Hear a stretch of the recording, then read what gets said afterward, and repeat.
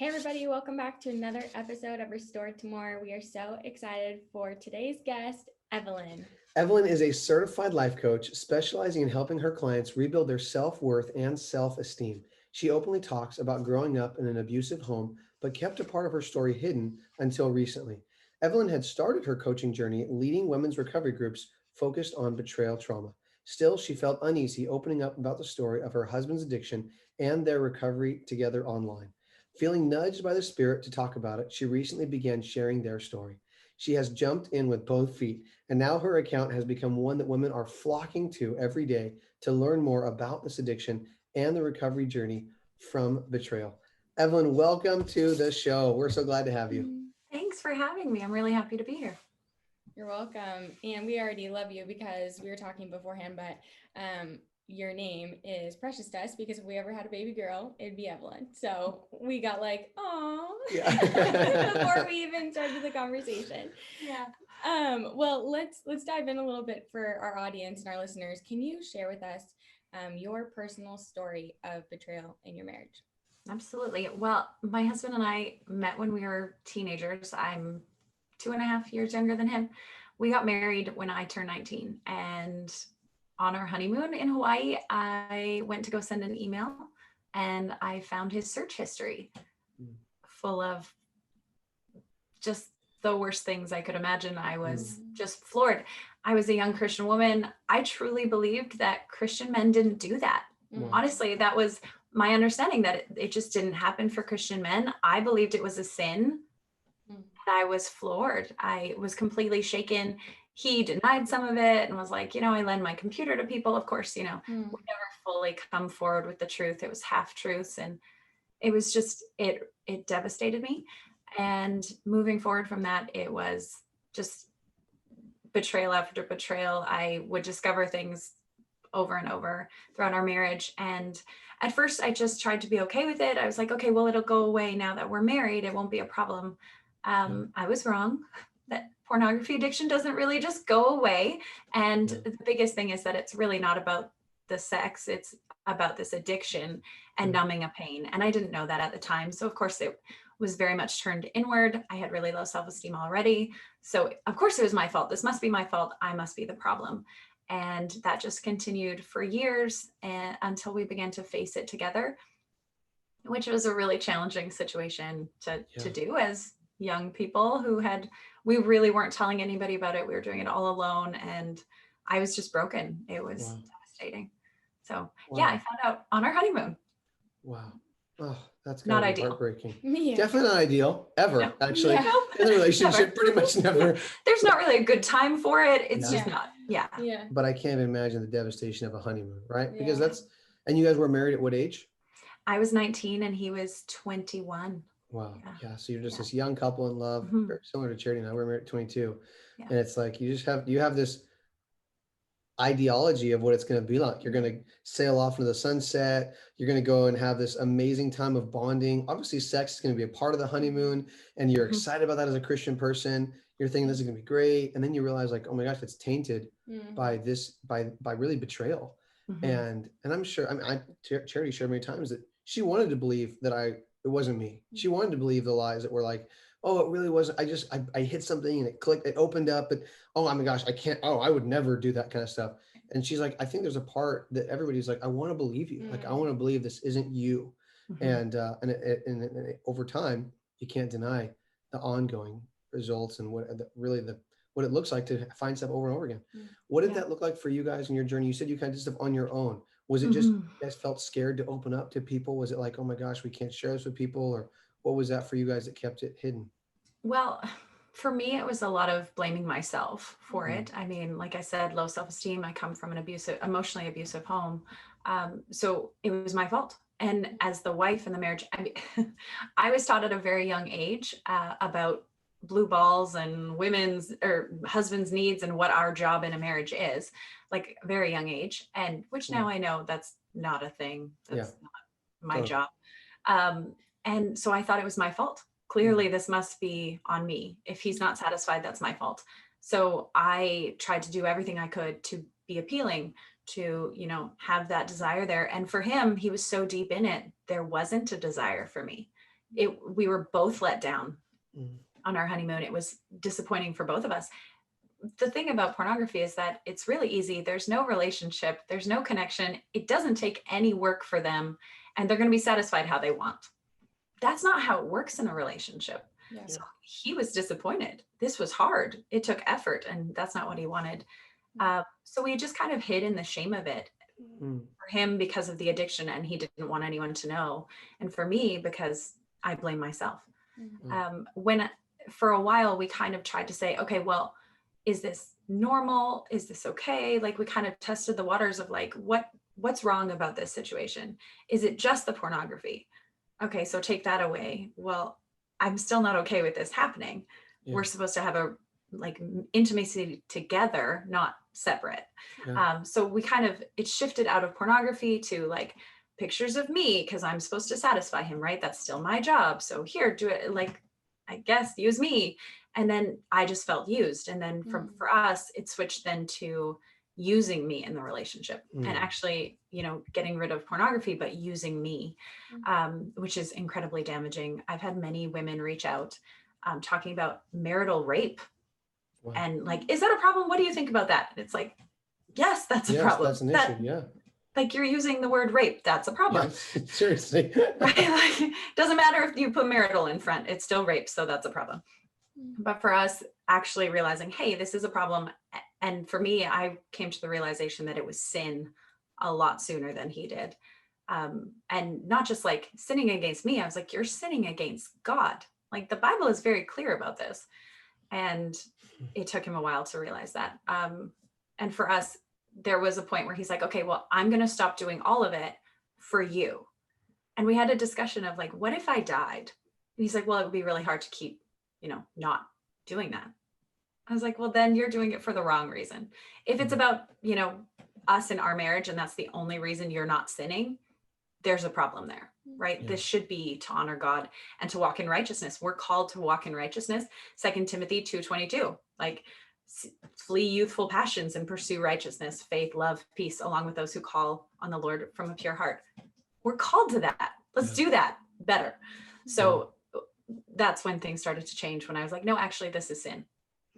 Just that, it's sin, period. There's no changing that. It's just sin.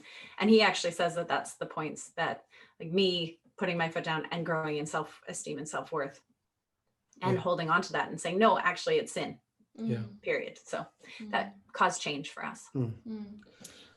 You said a couple of things. One, I want to hit on. I think it's so important because we haven't actually talked about this with anybody on the podcast, and it just reminded me, I think a lot of times, for me, at least, I'll share from my perspective, but I was trying to control him from having a relapse or a slip. And so anything that I justified in my head, whether that's, having more sex or doing things creatively or whatever, we even had talked about in the beginning, before we were knowledgeable about this, like, well, I would rather you just like think of me rather than you looking at images of other women. Like, I would feel better about that. And in reality, like, it's all just not the way that God intended. It doesn't feel better.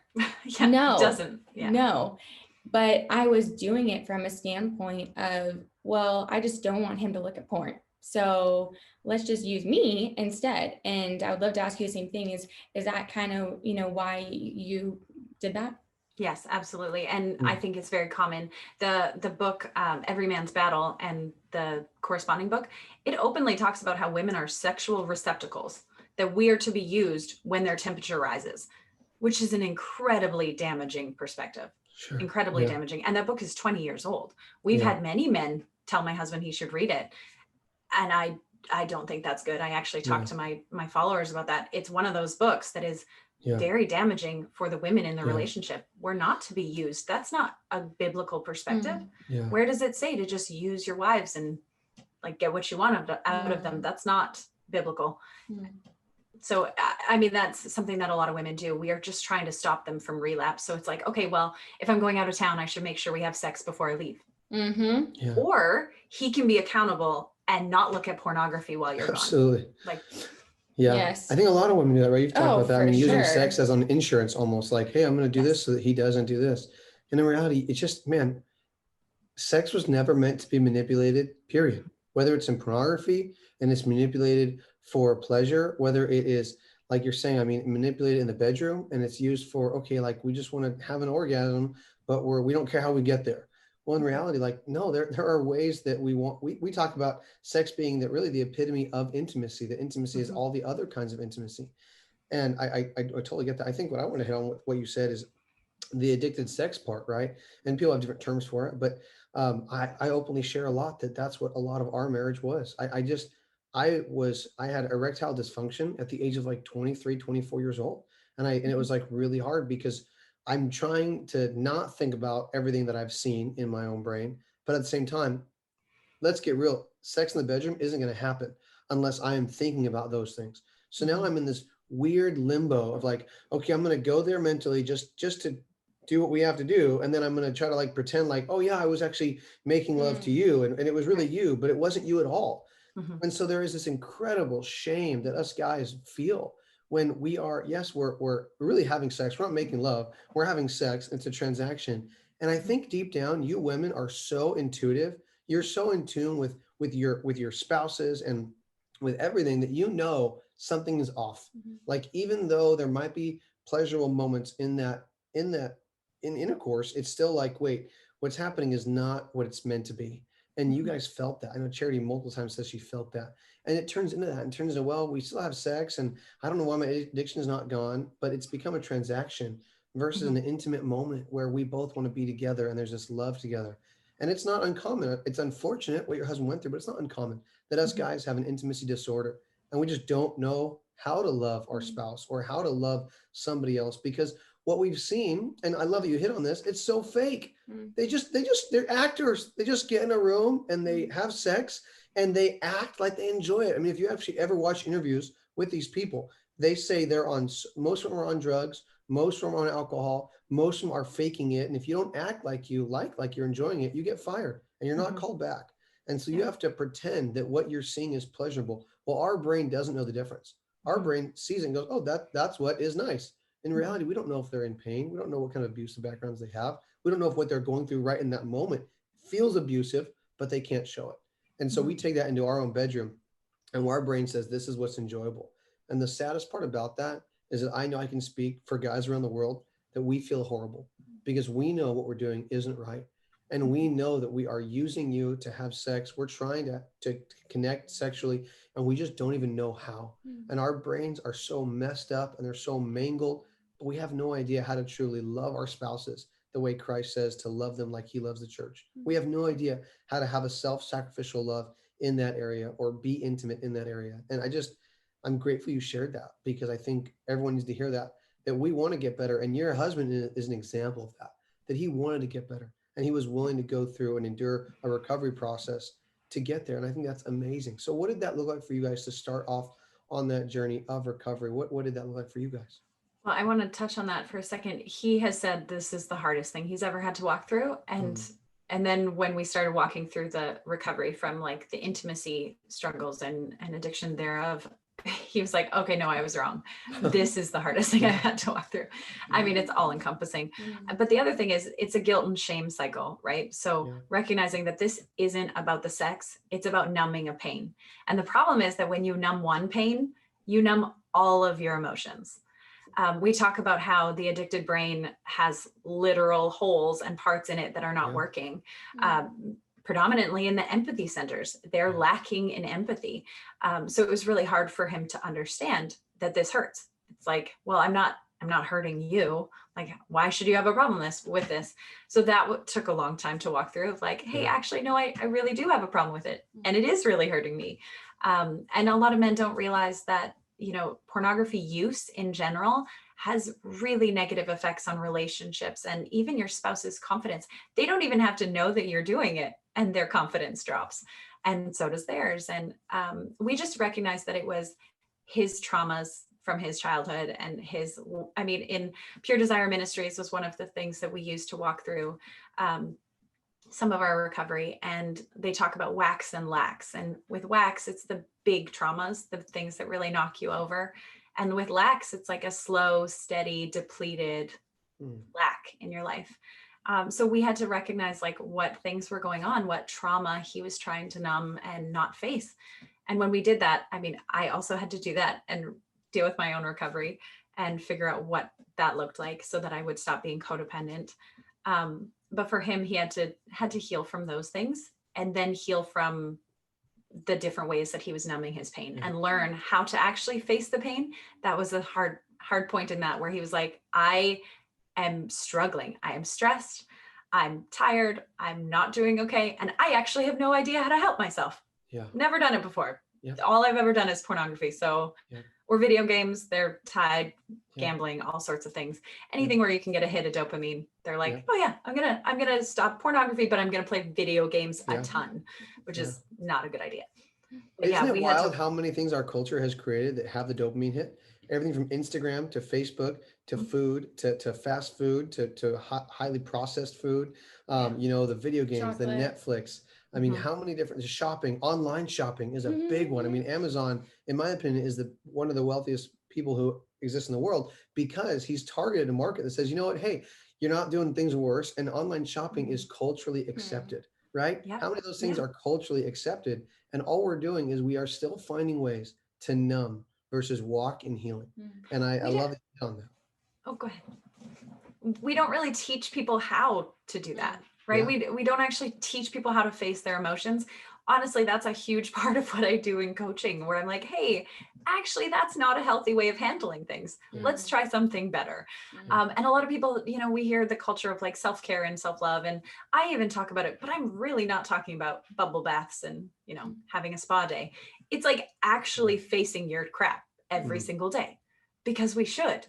Right. You shouldn't just push it all down, which is what most of us have been taught. You just push that down, especially in Christian circles. I feel like we're like, okay, put the mask on and just pretend everything's fine. But really we're suffering. And the problem is, it's like putting bananas in your attic. We're just going to leave them up there. We're going to pretend that they're not there. You're going to notice the smell. There's going to be like, it's just bad. Yeah, that sounds We're bad. like, no, it's totally fine. We'll just leave it up there. Nobody has to know. It doesn't work. Doesn't. I totally agree. So good. I love that you hit on that, and it's so true. Like, every time we do an interview, I always just want to put myself back into our story, and I'm reminded of so many things that I felt and thought of. And, you know, I don't think a lot of people talk about how difficult the recovery process is, because it is work. And obviously in the beginning, I thought it was just him that was going to be doing the recovery process, then realizing, oh, I should do some too, because it's affected me.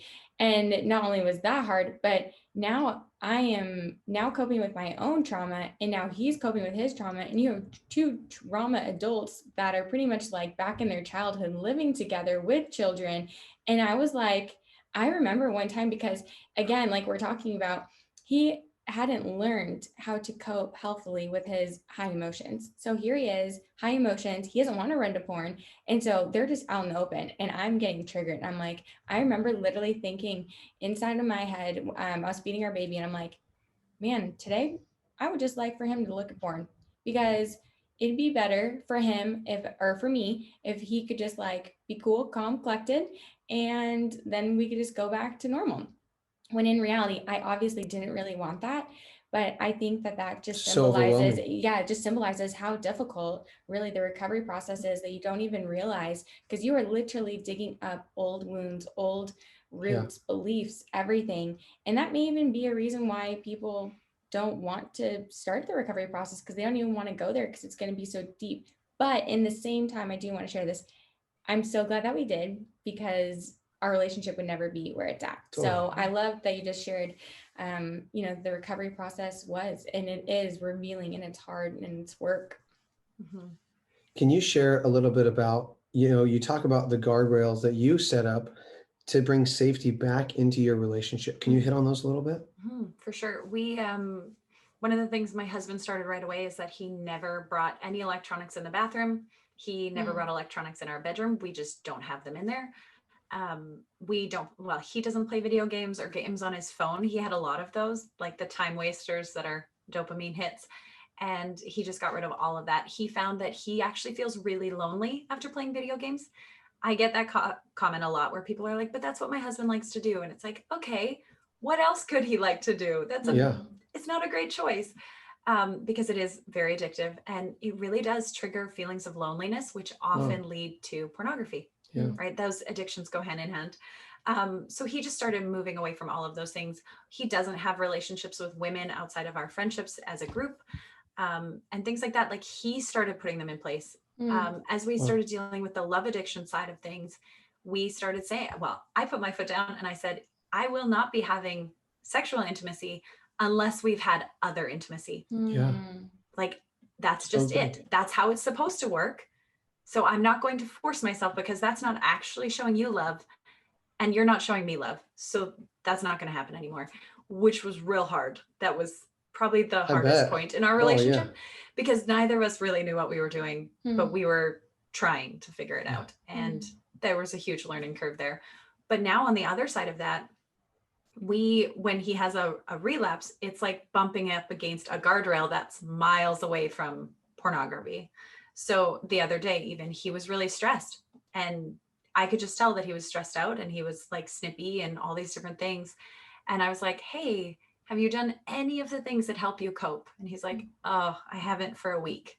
Okay. Like, it's back to going, like, because he's like, I just figured I didn't have to, I've been talking about my feelings. I don't have to write them down. He does really well with journaling. But he's like, I've been talking about them, so I just figured I'd be fine. And then he's like, no, I can see, like, I'm not okay. I'm getting worse. So just those kinds of things where he's more aware of what his triggers are, and he's moved away from them. But also, I noticed that I have a lot of triggers, things that weren't from him. They were from my childhood, where I was being triggered just by, his struggle or his emotions. I was triggered. And they weren't even directed at me. But one of the things he started doing is he'll ask, has anything I've done today triggered you? Wow. Like, so that we can talk about it and be open. There was one time where he was picking up my water bottle off the floor, and we were teasing back and forth. And he turned really quickly towards me as he said no about something. He was, I don't even remember the situation. Sure. He was being funny, but his voice was gruff. And he had turned quickly, and I flinched and hid I protected myself. Wow. My husband has never hurt me, ever. And I flinched and hid and started sobbing. And I was like, I don't even know why that happened. And it was like, okay, that's not you. And he's like, do you want me to hold you or leave you alone? And it's like, I need you to not touch me for a few minutes. Like, I need to cry it out. Like, but it wasn't from him. It's other things. But like you said, dealing with my own trauma, my own PTSD, honestly, they say that most women who hear the disclosure over and over and over again struggle from PTSD. It's trauma. It's the same as being like emotionally abused. And dealing with those things, if you ignore them, your marriage will not recover the way that it should. I love that you guys talk about being restored to more. That's what happens when you actually walk through all of the healing that can happen. And if you ignore pieces of it, you can never do better. I often tell my clients, like, what happened in the past happened, and you need to forgive yourself and them for it. But now that you know better, you can do better. Yeah. You don't know better, you can't. Like, so part of this is recognizing that, we made mistakes, but we can move forward from them. And now we owe it to ourselves, and we owe it to God. I mean, there's verses about how we should, add to what we have, right? Romans 5:3-5 says, not only that, but we rejoice in our sufferings, knowing that suffering produces endurance, and endurance produces character, and character produces hope, and hope does not put us to shame. But because God's love has been poured into our hearts through the Holy Spirit who's been given to us, we're supposed to be adding. We're supposed to be growing. That's a whole part of it. And I love that this journey has helped us to do that. It really sucks. It really sucks that we've had to do this, but it's also helping us produce godly character for both of us. Wow. There's so much there. So good. And we believe that. We believe that as God teaches us more, we can learn it for our own selves and our own marriages, and we can pay it forward, which is what you're doing right now on this podcast for the first time, publicly sharing your story in this format, which we are so grateful that you have been willing to share it with us here at Restored to More. I'd love to hear about that journey a little bit. You have been doing great stuff with your Instagram and coaching, and it's been more lifestyle coaching. And you said that, you've gotten little questions here and there, a tugging on your heart from the Holy Spirit. Can you share with us that journey a little bit of how you've gotten to where you're at now with your willingness to share? Yeah, for sure. Like I said, I've shared a little bit about my home that I grew up in. I'm very guarded about that even still. It's not something I love to talk about, but I will. Just because I like to separate that sometimes. But a lot of the coaching I was doing is just self-worth coaching. That's a huge part of recovery for me and my journey. That was something that changed our marriage, was me actually growing in self-worth and saying, hey, this is a problem. So that was a huge part for me. And I was like, that's great. I'll just talk about that part, just the self-worth stuff. I don't want to deal with the porn. I'll just deal with self-worth. And as I kept doing that, I said to my husband, I'm feeling nudged. Like, I know that I need to be doing this. And he's like, well, just do it. I'm okay with you sharing our story. And I was like, I don't want to, like, I'm not ready. And it was interesting. Like, there was women who were showing up in my inbox talking about pornography with me who I had never mentioned. Like, I had never mentioned pornography, and there they were. And even over the Christmas break, I had someone call me and say, hey, my life is falling apart, because personally in relationships, I'm very open with what's gone on, but I hadn't done it on the internet. And I just kept having person after person show up talking about it. And I was like, okay, God, finally, what? Fine. And the funniest part actually is that I was talking to some friends who are also Instagram people who had done shifts because of COVID and all that. And I was like, maybe I'll shift to like finding joy. It'll be like 100 days of happiness or something. I'll just talk about something super easy. And I even said to them, I was like, I mean, I have this nudge to do something deeper, but I really don't want to. So maybe I'll just talk about joy. Yeah. And then I went to go, not how it happened. I went to actually go and change my Instagram bio, and the whole thing got deleted. Wow. Like, just every word. And I was like, okay, I guess I'm starting over. Wow. I guess I'm doing this. And the very next day I told our story, and I had hundreds of messages from women asking questions and trying to, find help and resources, and people who are just like, okay, but can I send my husband to all of these videos? Can I blame it on you? Can I, like, how do I do this? How do I ask? How do I move forward? And it's been a really blessed experience. And I truly believe that we overcome by the blood of the Lamb and the word of our testimony. And I was hiding from it. So I do feel a little ashamed that I didn't step into it before, but God's timing is perfect. And he kind of pushed me completely out of the boat. So now I am where I am. And this is what I talk about. I joke. Yeah, I'm the lady who talks about pornography online. That's what I do now. It's super fun and not at all. It's been good. I mean, God is definitely blessing it. And I'm able to help women and speak into what they're going through. And so many women have just said, thank you. I feel less alone. And I think that's the biggest thing, is so many of us are feeling alone in this. So. Well, we're grateful because we believe, for me in the beginning, I just needed one story. That's all I needed. I just needed one couple that I knew that I could point to and say, okay, if they did it, then we can do it. It was just like, that's what I kept my eye on the prize. I was like, they can do it, we can do it. So the fact that you're sharing your story so openly now, I know is giving hope to not one person, but probably a lot of people. Well, I want to ask you this question since it's your forte, but how did you rebuild your self-worth and confidence in your own personal healing journey? Well, I tell people all the time, it definitely starts with self-understanding. That's what I walk people through all the time. Truly, I believe that self-worth comes from God. We have worth because he gave it to us. I mean, he created us from the dust with a purpose. In his plan, he made us in his image. So I do believe that we have worth and value inherently because he said we do. And a lot of people, believe that we're garbage. I don't think we do a great job as Christians when we're like, yeah, Jesus saved me, but I'm still crap. I'm still garbage. I have no worth. It's like, no, he says otherwise. And now you have the Holy Spirit, and let's move forward. One of the things that I did was actually, I started questioning whether I changed a lot of who I am. I started questioning whether I wanted to be that person or not. And as I started looking at things, I was like, wait a second, I don't think I'm a good leader. I don't think I complete tasks. I think the message I heard all the time is, you're the worst. And those kinds of things, like, I believed everything was my fault. And I started digging and trying to figure out where that was coming from. And I actually sat down and I drew like a web diagram and said, who am I? Wow. And then I started like realizing that a lot of the things I wrote weren't things I believed about myself, but things I was told that I was. Mm. And I started wanting to change that. I was like, Mm. okay, I don't care what other people have told me I am.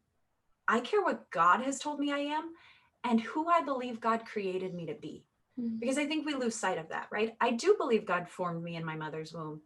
So who am I and why did he do that? What Yeah. am I here for? So I was able to start like breaking free of those beliefs of, you know, that I'm not a good leader. I had someone who actually said to me, "You're such a great leader. I'm so glad you're doing this." And I was like, I'm a terrible leader. I'm not made to be a leader. And I actually had to stop and be like, wait, hold up. I have done this leader role after leader role. And I was like, oh, it's something I believe that I'm not, but I do it all the time. Yeah. So Wow. there's a lot of things like that. I hear from people all the time where they're like, well, I'm just not good enough. It's like, by whose measure? Yeah. Who told you that? And why are you still believing it? What does God say? Let's counteract that with truth, right? Yeah. God's word is truth. Let's look and see what the word says. So that's the foundation, is self-understanding and being able to accept yourself as you are for who God made you to be. And a lot of that was dealing with the past trauma and moving forward. But Wow. So it sounds like the first step to self-worth is really uncovering the lies or even the beliefs that we have about ourselves. We don't have to call them negative lies right off the get-go, but just what are the beliefs that we have about ourselves and where do they come from, right? Do they come from other people? Do they come from culture? Do they come from people in the schoolyard? Do they come from a teacher we had that was really hurting and in pain and unfortunately was a teacher of 30 students every year and they just passed her on to those kids? You know, where did that come from? Because I can totally test that as a dude. And I think more guys, the more open guys get about this, the more we're going to realize how alike we all are. That at some point we weren't picked for the team. That at some point our teacher picked on us because maybe we were just funny, high-strung kids like I was, this energetic kid, and my teacher was convinced I had ADD and had me get tested twice, even when the results came back negative, and just pinpointed that. You know what I mean? Yeah. And so many times in my life, it was like, oh, this made me feel unsafe. This made me feel insecure, or whatever it was. And so then it comes up in our adulthood that we're trying to just like create an image that really doesn't align with this down core belief. But in reality, the belief hasn't changed, right? We still believe we are in, you know, whatever the belief is, unlovable. We still believe we're not enough. We still believe that we are unwelcome or we don't belong. But what we do is we just create this other person that does belong or that is loved. But in reality, we still believe deep down, that's not really even me. I suck. And then this sounds like the second point is really to find out, what does God say about us and what does God believe? Who does God make us to be and what does he say about us? And I think that's, am I right? Did I hit that right? Yeah, absolutely. Absolutely. And it's interesting because as I walked through that, now that my husband's gone through recovery, he's walking that journey as well and building his self-esteem and self-worth. Because like I said, for a long time, he believed those things, right? He's not lovable or he's not enough. And I actually was reading something the other day about how men tend to, you know, do things for work, right? They're told that their worth is in their work and what they provide. And women are told, you know, our worth is in what we provide sexually and visually, right? Like we're there to look at. And it's interesting that those messages are often tied to trauma in our childhood as well. And that's where a lot of the hurt comes and why men turn to pornography is numbing a hurt, and women, it's the same. But we're numbing our hurt from those things. We're hiding those beliefs deep down, but those are the ones that are tied so deeply into our subconscious because they were traumatic. And often we're told them over and over and over again. And sometimes it's like a really traumatic experience where it happens one time and you believe it forever because it's so traumatic that you just hold on to it. But once you can recognize them, like I said, once you know better, you can do better. Yeah, that is so powerful. Man, it's our whole world right now. Our whole world is screaming at the guys that you are worth whatever you achieve, whatever you get done daily. How much are you providing financially? How much are you providing these different things? And in reality, it's not, those things don't make us more valuable, right? That value is set by God. And I mean, when you said that, I pictured the millions of Instagram accounts that that women have, that they believe that their worth is in their image, that they're not even just an image as their body, but even their image as a mother, or their image as a wife, or their image in how well they cook, or how well they clean up, or how tidy their house is, or how tidy their life is, right? And so we are just running, sprinting after this image because we just want to be accepted. We just want to be loved. We just want to be enough. And that that we all love it when a pastor's like, you're enough. We're like, yes. But deep down, do we really believe it? I think a lot of us don't. And I love that you're hitting on that. That is a big deal. You have a lot of work in front of you. Oh my goodness. You are just beginning. You're going to get millions of people going, I need this. I need to understand, where does my worth come from? And how do I believe that that is the worth that God says I have? I love that. Yeah.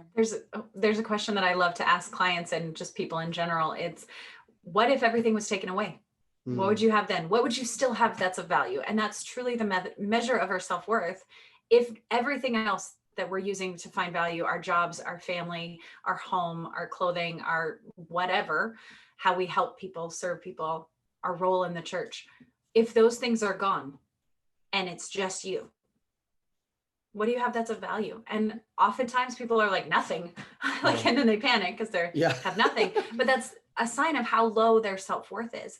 They believe that their self-worth is coming from their family and relationships and their job and all these other things, when truly it comes from God and themselves. And that's it. So if you can look at that and say, okay, if it's just me, what do I still have?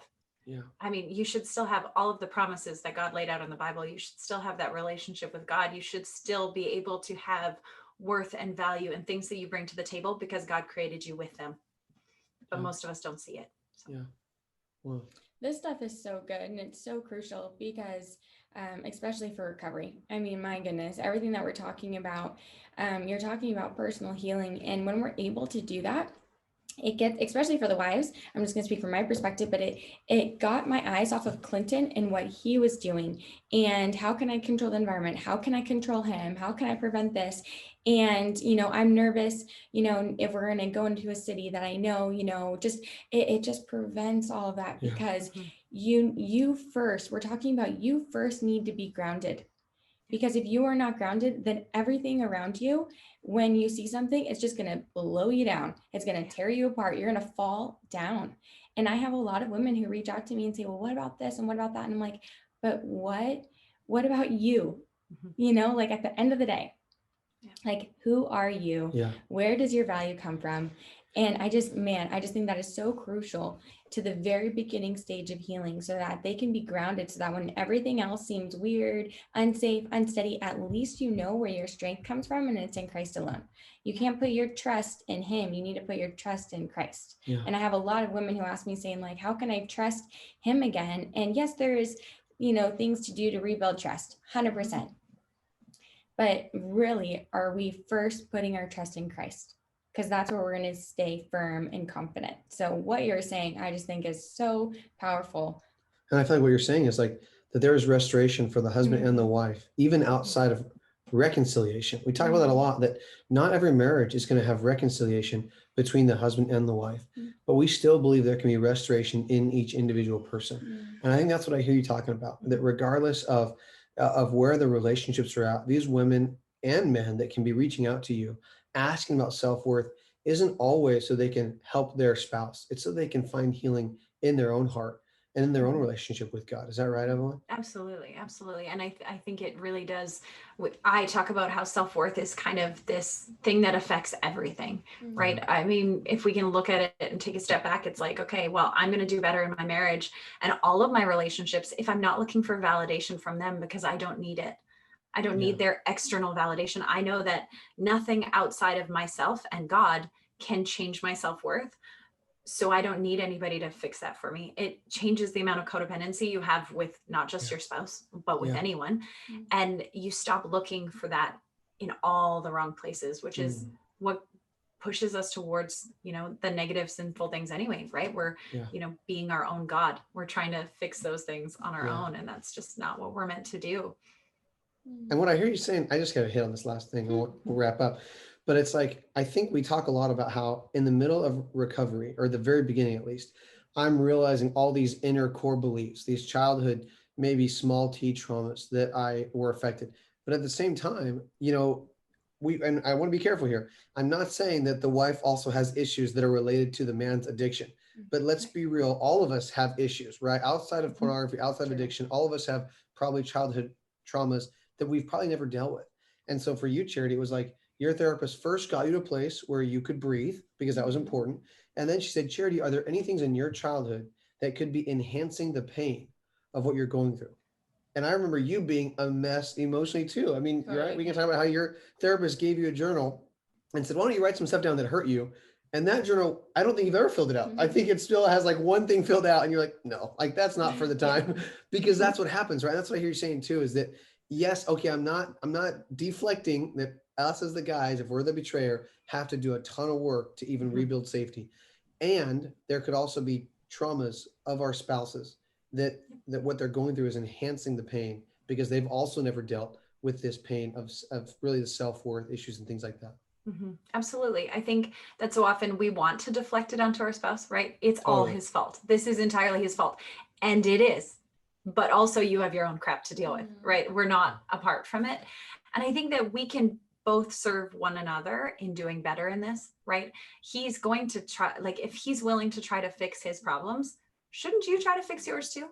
Won't that help the relationship all the more? Won't you be able to both grow beyond so much quicker, so much better if you're both dealing with your issues? Because otherwise they're just going to repeat themselves, right? It's like I said, you're going to leave bananas in the attic. You're going to have issues. It's not going to just stay in one spot. You're going to have troubles seeping into everything if you just ignore the problem. And that's really what our issues are like. It's like we've just stuffed them back there so we don't have to deal with them. But they do come up, and they come up in unexpected ways, right? Often we're crying for unknown reasons, or we're triggered for unknown reasons. And it's because of the traumas we're not facing. So it can make dealing with the hurt from betrayal so much worse. And yes, the hurt from betrayal is horrible, but so are all of the other things that we're ignoring. I'm so grateful that our house no longer smells like bananas. I'm just thankful for that, you know? Yes, I do love banana bread, but not that long. I bet your house also smells amazing because you're not grabbing bananas and shoving No them in the bananas. attic. That's great. Yeah. Who would do that? It's disgusting. Evelyn, it's a terrible analogy, but no, it's actually great. Analogy. I think it totally works. Love it. Yeah. So talk to us. How can our listeners and people on this get plugged into all that you're doing?